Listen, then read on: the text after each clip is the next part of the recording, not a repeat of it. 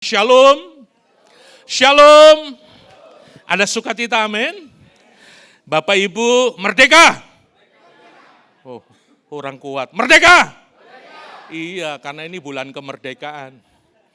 Sudah bulan Agustus, oh. Saudara, kenapa saya pekikan kemerdekaan? Karena saya mau khotbah tentang kemerdekaan. 4 hari yang lalu, ada pengumuman di lingkungan kami bahwa harus pasang umbul-umbul dan pasang bendera. Lalu istri saya mengeluarkan umbul-umbul sama bendera tapi kusut. Karena setahun sekali tuh. Jadi keluar kusut, aduh mau dipasang lucu rumah pendeta kok benderanya kusut. Jadi saya setrika. Sambil setrika Tuhan berbicara begini, merdeka sungguh-sungguh. Tuhan kan firman-Nya sungguh-sungguh merdeka. Kenapa diubah merdeka sungguh-sungguh? Kenapa? Karena banyak orang Kristen tidak merdeka sungguh-sungguh. Cuma merdeka-merdekaan. Mobil-mobilan, mobil sungguhan enggak ada. Ya itu Yosua punya di rumah. Tapi banyak orang Kristen merdeka-merdekaan. Tidak sungguh-sungguh merdeka. Merdeka sungguh-sungguh, artinya Bapak Ibu kemerdekaan yang kita terima dari Tuhan dikerjakan dalam hidup kita. Ada banyak orang Kristen bukan merdeka sungguh-sungguh, tetapi merdeka pura-pura. Itu sebabnya tema hari ini saya akan berbicara tentang merdeka yang sungguh-sungguh. Nanti kita akan belajar bagaimana kita bisa menjadi orang Kristen yang merdeka sungguh-sungguh. Galatia pasal yang kelima ayat 1. Galatia pasal yang kelima ayat 1 berkata begini, supaya kita sungguh-sungguh merdeka, Kristus telah memerdekakan kita. Karena itu berdirilah teguh dan jangan mau lagi dikenakan kuk perhambaan. Saudara, di dalam Yohanes pasal yang ke-8 dengan jelas juga mengatakan, jadi apabila anak itu, yaitu Tuhan Yesus, memerdekakan kamu, kamu pun benar-benar merdeka. Bukan cuma merdeka-merdekaan, tapi benar-benar menjadi orang Kristen yang merdeka. Amin Bapak Ibu. Nah Bapak Ibu saudaraku, jelas sekali di dalam Galatia tadi pasal yang kelima ayat 1, ada 2 bagian. Bagian yang pertama adalah bagiannya Tuhan untuk memerdekakan saudara. Dan itu sudah dikerjakan oleh Tuhan. Ayat ini berkata supaya kita sungguh-sungguh merdeka, Kristus telah. Artinya bagiannya Tuhan sudah dikerjakan. Kristus telah memerdekakan kita, karena itu berdirilah teguh. Bagian yang kedua adalah bagian saudara dan saya. Ada 2 hal, berdirilah teguh dan jangan mau lagi dikenakan kuk perhambaan. Kalau bagiannya Tuhan sudah dikerjakan 2000 tahun yang lalu. Yesus mati di atas kayu salib, darahnya tercurah untuk memerdekakan saudara dan saya. Amin. Sehingga nyanyinya sekarang saya sudah bebas. Sekarang saya sudah bebas. Bagiannya Tuhan sudah dilakukan. Dan kemerdekaan saudara dan saya terlalu mahal bayarannya. Kita lihat di dalam 1 Petrus pasal yang pertama, Kristus sungguh-sungguh memerdekakan kita dengan membayar sangat mahal, yaitu dengan darahnya. 1 Petrus 1 ayat yang ke-18. Sebab kamu tahu bahwa kamu telah ditebus dari cara hidup yang sia-sia, yang kamu warisi dari nenek moyangmu itu bukan dengan barang fana, bukan pula dengan perak atau emas, melainkan dengan darah yang mahal, yaitu darah Kristus yang sama seperti darah anak domba yang tak bernoda dan tak bercacat. Kemerdekaan saudara dibayar lunas di kayu salib, bukan dengan emas perak, tapi dengan darah Yesus sendiri. Karena kemerdekaan saudara dan saya tidak bisa dibayar dengan uang. Alkitab bilang begini Bapak Ibu, saudara boleh punya gunung emas, saudara boleh punya emas berapa gudang, bahkan mungkin punya pabrik uang, tapi tidak bisa menebus dosa saudara dan saya. Mazmur 49, kita baca Mazmur 49 ayat 7. Tidak seorang pun dapat membebaskan dirinya atau memberikan tebusan kepada Allah ganti nyawanya. Kalau saudara baca ayat yang ke-6, lebih jelas lagi di situ katakan, sekalipun engkau punya harta banyak, tapi tidak bisa menebus diri kita sendiri. Tidak seorang pun dapat membebaskan dirinya atau memberikan tebusan kepada Allah ganti nyawamu. Ayat yang ke-8, kalau di Alkitab ayat 9, kita baca sama-sama. 2, 3. Karena terlalu apa? Terlalu apa Bapak Ibu? Terlalu mahal harga pembebasan nyawanya dan tidak memadai untuk selamanya. Terlalu mahal harga pembebasan saudara. Pertanyaannya sekalipun mahal, Tuhan bayar atau tidak?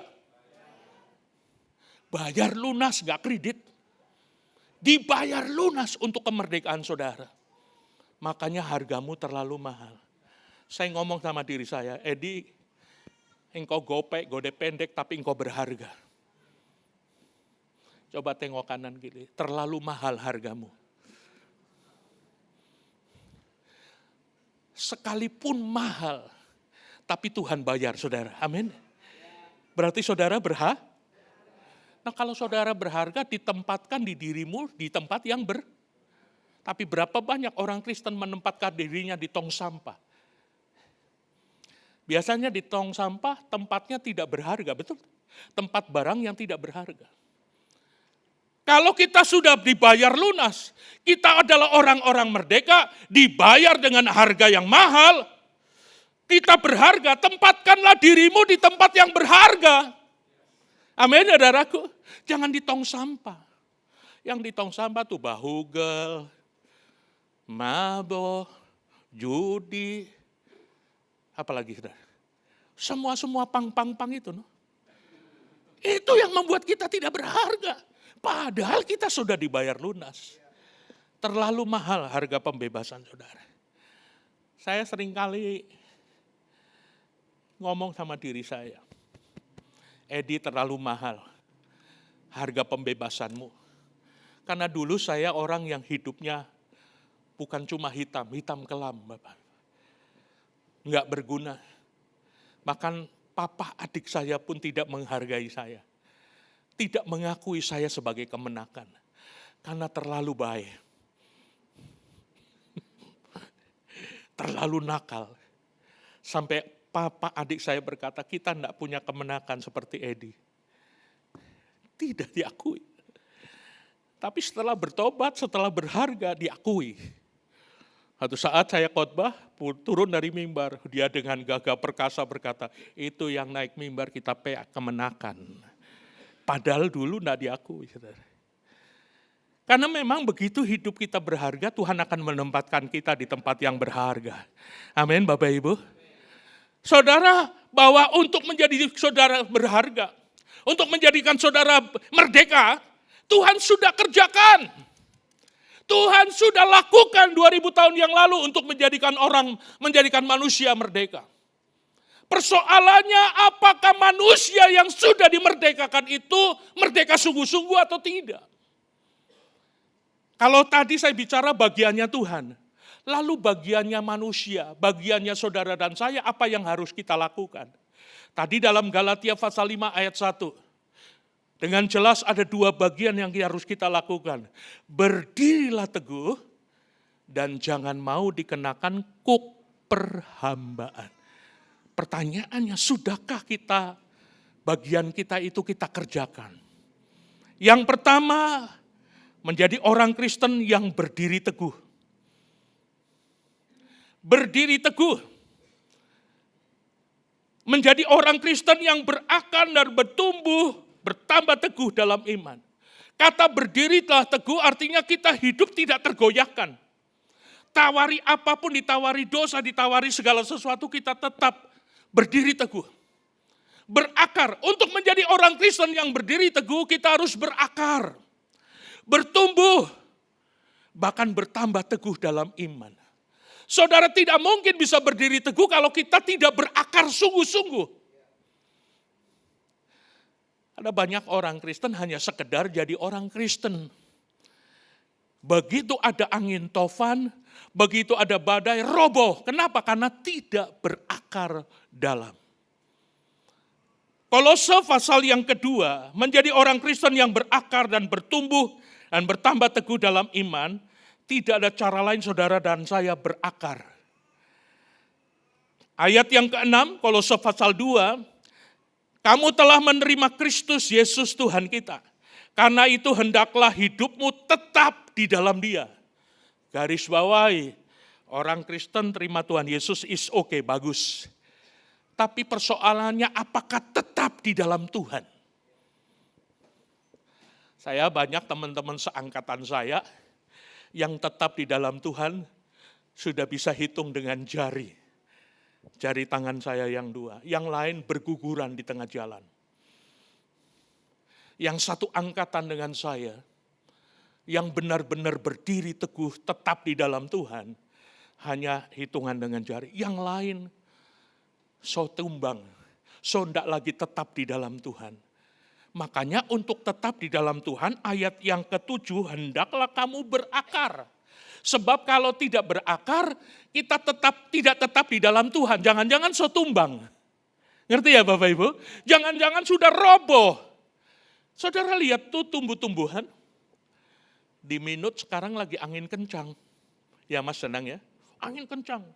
Tadi pagi saya kasih bajalan dogi, angin kencang, jam 5 padahal itu sudah jam 5:15, angin kencang. Saya lihat pohon-pohon yang kecil-kecil roboh, termasuk aglonema saya juga roboh, anginnya kencang. Tapi pohon yang lain tidak. Kenapa saudaraku? Mereka yang tidak berakar dalam gampang roboh. Gampang roboh, tidak mungkin bisa berdiri teguh. Dan untuk tetap di dalam Tuhan, tidak ada cara lain saudara berakar dalam, bertumbuh, bahkan bertambah teguh di dalam iman. Supaya tidak bisa digoyahkan oleh apapun juga. Saudara, sudahkah kita menjadi Kristen yang berakar, bertumbuh, dan bertambah teguh dalam iman? Saudara, orang yang berakar tidak akan digoyahkan, tidak bisa digeser dari Injil. Ada banyak anak-anak muda, mudah tergeser dari Injil karena tawaran dunia. Karena tawaran dosa, maka bergeser dari Injil. Padahal orangnya tahu Injil, tahu firman. Tapi orang yang berakar, yang punya iman yang teguh, tidak mudah bergeser dari Injil. Kolose pasal 1 ayat yang ke-23. Sebab itu kamu harus bertekun dalam iman, tetap teguh dan tidak tergoncangkan, dan jangan mau digeser dari pengharapan Injil. Jangan mau digeser dari pengharapan Injil yang telah kamu dengar dan yang telah dikabarkan di seluruh alam di bawah langit, dan yang aku ini Paulus telah menjadi pelayannya. Benarkah saudara dan saya tidak tergoyangkan, tidak mau digeser dari Injil? Minta maaf, ada banyak orang Kristen mudah digeser karena fulus, jen, cuan. Mudah sekali tergeser dari Injil. Mudah sekali tergeser dari Injil. Anak muda karena yang parkir pakai Mercy putih. Wih, biar belum bertobat pakai Mercy putih kata Hei, imannya tergeser. Itu tidak berdiri teguh. Haleluya. Amin saudaraku. Itu yang namanya berdiri teguh, berakar sungguh-sungguh di dalam Tuhan. Nanti saya menjelaskan orang yang berakar sungguh-sungguh di dalam Tuhan.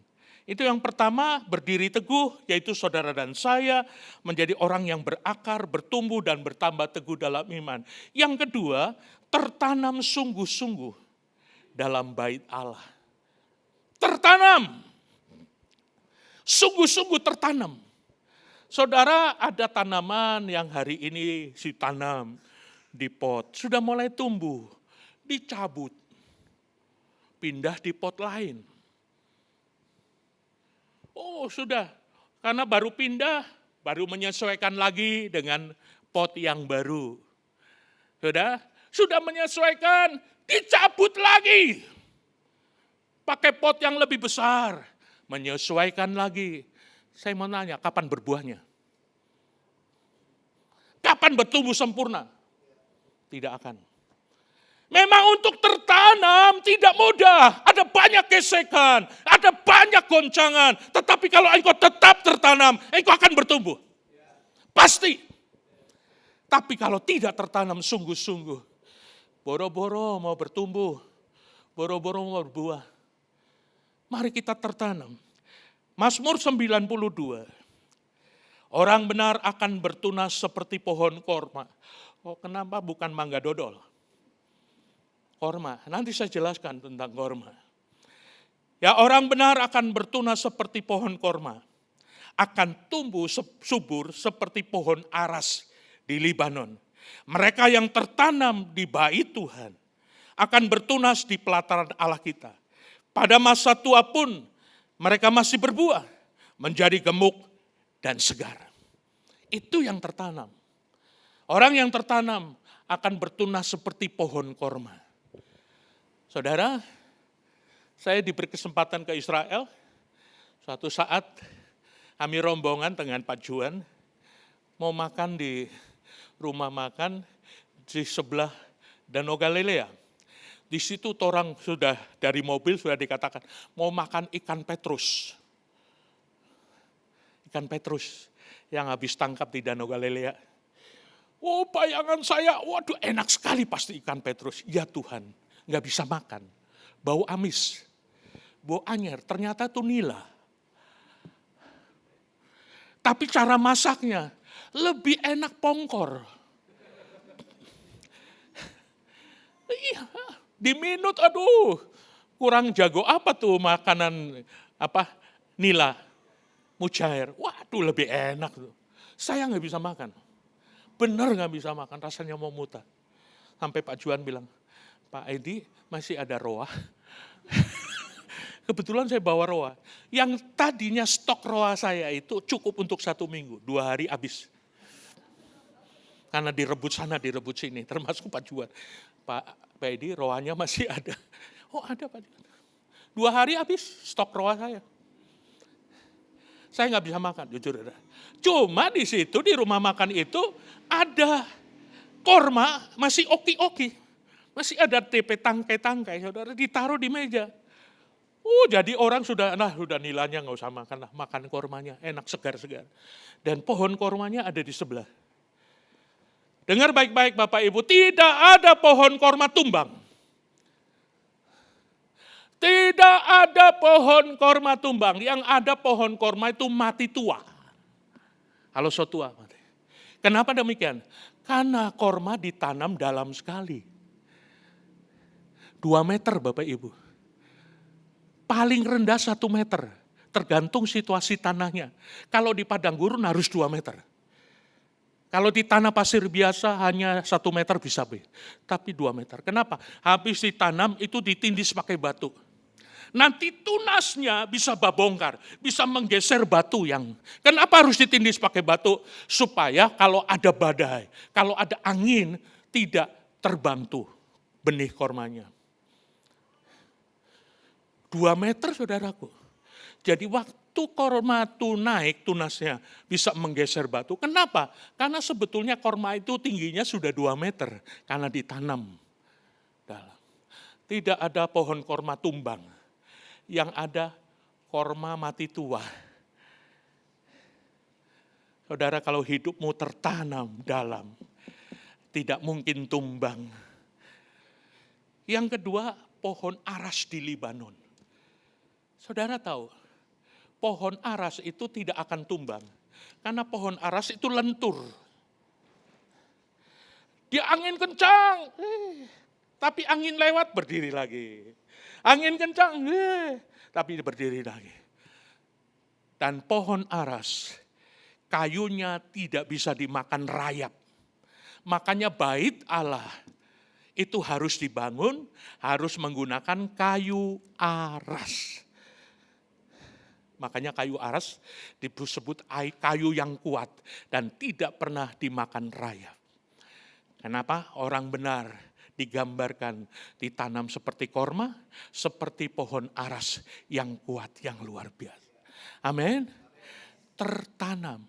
Tengok kanan kiri sambil dicubit, tertanam, bro. Jangan jadi Kristen biasa-biasa. Tapi Kristen yang tertanam di dalam bait Allah. Luar biasa. Amin, Bapak Ibu. Dan itu bagian berdiri teguh. Yang kedua, jangan mau lagi dikenakan kuk perhambaan. Ada orang Kristen sudah dimerdekakan, baru setahun, baru 2 tahun. Mabok lagi, judi lagi, bahugel. Dosa yang lain, memperhamba lagi. Lalu buat apa penebusan Kristus? Lalu buat apa Kristus memerdekakan kita kalau kita mau dikenakan kuk perhambaan lagi? Nih saudara, ada orang masuk penjara nih ya. Kalau di Amerika bisa ditebus, bisa membayar penebusan, lalu orang itu bisa dibebaskan karena ada jaminan. Tapi bayangin kalau sudah ada jaminan lalu mereka keluar, lalu berbuat dosa lagi, berbuat kejahatan lagi dan ditangkap lagi. Kira-kira mau nembus lagi enggak tuh orang? Kapok orang mana? Berapa banyak orang Kristen sudah dimerdekakan, sudah dibayar lunas. Tapi kok kenapa masih kena kuk perhambaan dosa lagi? Halo? Coba kita tanyakan diri kita. Itu sebabnya tema khotbah saya, merdeka sungguh-sungguh. Sebab kalau kita masih dikenakan kuk perhambaan lagi, bukan merdeka sungguh-sungguh, merdeka-merdekaan. Berarti merdeka benar enggak? Enggak. Sama dengan mobil-mobilan. Bukan mobil beneran gitu. Tapi kalau kita merdeka sungguh-sungguh, artinya kita menyadari bahwa hidup kita sudah dibebaskan, dimerdekakan oleh Kristus. Coba kita baca, bertekad untuk saudara tidak dikenakan kuk perhambaan, maka bertekad untuk tidak menjadi hamba dosa lagi, tapi menjadi hamba kebenaran. Roma pasal yang ke-6, ayat 17. Tetapi syukur kepada Allah dahulu, katakan dahulu, kamu memang hamba dosa. Saya juga dulu hamba dosa. Minggu lalu dikhotbahkan sama Pendeta Jeki. Pak Edi dulu begini, pastor begini. Memang benar. Saya dulu diperhamba oleh judi. Diperhamba oleh rokok. Diperhamba oleh dosa yang lain. Dulu. Tapi setelah saya bertobat dan lahir baru, saya tidak lagi mau dikenakan kuk perhambaan. Karena saya tahu Tuhan sudah bayar. Roma pasal 6 ayat 17, tetapi syukur kepada Allah dahulu. Memang kamu hamba dosa, tetapi sekarang kamu telah dengan segenap hati mentaati pengajaran yang telah diteruskan kepadamu. Kamu telah dimerdekakan dari dosa dan menjadi hamba apa? Iya. Orang yang sudah dimerdekakan harusnya menjadi hamba kebenaran. Mentaati firman Allah. Aku mengatakan hal ini secara manusia karena kelemahan kamu.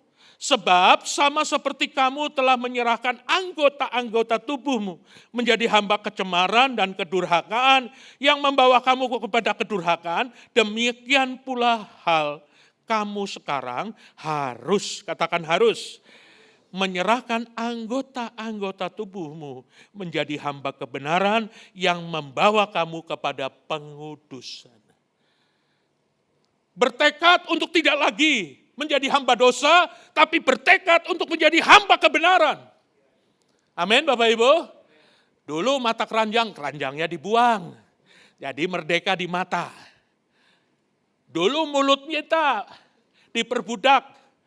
Kuda merah, kuda putih, kebun binatang. Sekarang mulut kita tidak lagi mencaci maki. Ketemu teman, shalom. Apa kabar? Luar biasa. Ada teman yang dalam keadaan sedih, diberi penghiburan. Kalau dari dulu sampai sekarang masih memaki, berarti mulut kita belum merdeka. Halo. Memang dulu saya juga hamba dosa. Tapi sekarang saya tidak mau lagi jadi hamba dosa. Saya mau belajar menjadi hamba kebenaran firman Allah. Amin Bapak Ibu. Yohanes pasal yang ke-8 ayat 31. Maka katanya kepada orang-orang yang Yahudi yang percaya kepadanya, jikalau kamu tetap dalam firman-Ku dan kamu benar-benar adalah murid-Ku, dan kamu akan mengetahui kebenaran, dan kebenaran itu akan memerdekakan kamu. Hidup dalam firman Tuhan. Menjaga kemerdekaan kita, yaitu hidup di dalam firman. Amin Bapak Ibu. Orang yang dulu diperbudak oleh dosa, tapi dimerdekakan oleh Tuhan, tapi setelah itu diperbudak lagi oleh dosa, maka orang itu akan lebih buruk. Keadaannya akan lebih buruk. Mari kita lihat 2 Petrus pasal 2. Ayat 20, sebab jika mereka oleh pengenalan mereka akan Tuhan dan Juru Selamat kita Yesus Kristus telah melepaskan diri dari kecemaran dunia, tetapi terlibat lagi di dalamnya, maka akhirnya keadaan mereka lebih buruk daripada semula. Karena itu bagi mereka adalah lebih baik jika mereka tidak pernah mengenal jalan kebenaran daripada mengenalnya tetapi kemudian berbalik dari perintah kudus yang disampaikan kepada mereka. Ini ayat 22 cukup pedis, cukup keras. Tetapi bagi mereka cocok apabila peribahasa yang benar ini. Anjing kembali lagi ke mutahannya, babi yang mandi pakai sabun, habis itu pakai minyak wangi, dipakai pita merah muda, mungkin babinya perempuan. Mandi, minyak wangi Avon, kembali lagi ke, tapi itu kan saudara bukan babi. Tapi kalau ada yang seperti itu sama dengan, yang ngomong saudara, bukan saya. Memang babi saudaraku, biar saudara kasih mandi, disampoin, pakai minyak biore, sabun biore, terus disemprot pakai minyak wangi, bokarat, yang baunya enak. Coba dilepas, lihat PC, terjun bebas, cuy. Tapi itu babi, saudara bukan babi. Saudara sudah dimerdekakan oleh Tuhan. Tetap merdeka. Sekali merdeka, tetap merdeka. Jangan mau diperhamba dosa lagi. Amin Bapak Ibu. Jangan sampai saudara dikatakan seperti babi. Baru seperti. Berarti bukan babi beneran. Nah kalau kita diperbudak, maka kita akan lebih buruk lagi. Yang terakhir, punya mental orang merdeka, bukan mental budak. Orang yang tidak mau diperbudak oleh dosa lagi, dia harus punya mental seorang merdeka. Mentalnya punya mental merdeka, bukan mental budak. Bangsa Israel dibebaskan dari perbudakan Mesir. Mereka diperbudak kurang lebih 400 tahun. Di tanah Mesir, Bapak Ibu. Mereka diperbudak, tapi mereka berdoa, Tuhan bebaskan kami, Tuhan bebaskan kami. Lalu Tuhan mengutus Nabi Musa untuk membebaskan mereka.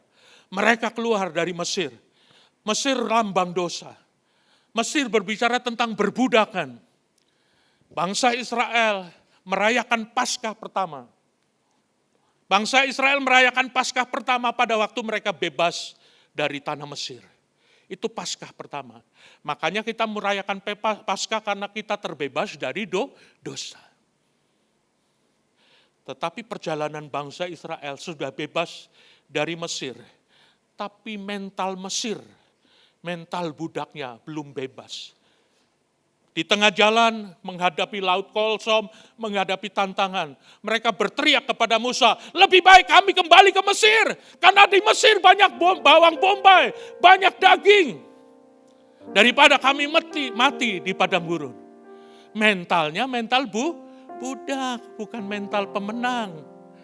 Bukan mental seorang yang merdeka. Keluaran, saudara baca nanti kitab bilangan, kitab Keluaran.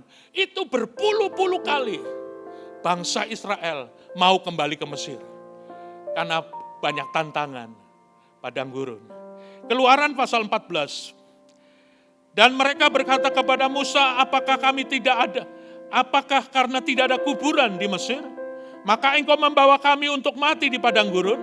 Apakah yang kau perbuat ini terhadap kami dengan membawa kami keluar dari Mesir? Bukankah ini telah kami katakan kepadamu di Mesir? Jangan mengganggu kami dan biarlah kami bekerja pada Mesir. Sebab lebih baik bagi kami bekerja pada orang Mesir daripada mati di padang gurun. Saudara, mentalnya mental budak. Bukan mental seorang yang merdeka. Mental orang merdeka adalah ini, saudaraku. Kita baca di dalam 1 Petrus pasal 2. Hiduplah sebagai orang merdeka. Hiduplah sebagai orang merdeka, bukan lagi orang yang diperbudak lagi dosa.